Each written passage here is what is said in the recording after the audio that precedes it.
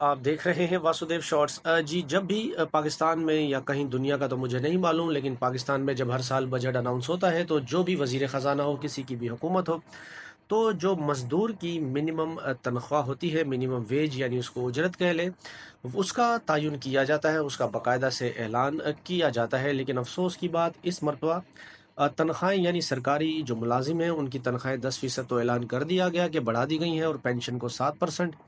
लेकिन अफसोस की बात कि वज़ीर ख़जाना ने मिनिमम वेज यानी जो पिछले साल 37,000 रुपये थी, इस बार उन्होंने उसको ऐलान नहीं किया। तो इसका मतलब यही लिया जा रहा है कि इस साल भी मिनिमम वेज जो है वो 37,000 होगी। लेकिन आप ये देखें, एक तरफ हुकूमत की जो है वो शाह खर्चियाँ हैं, इतने एक्सपेंस हैं उनके, लेकिन आवाम को 37,000 में वो कहते हैं कि आप गुजारा करें।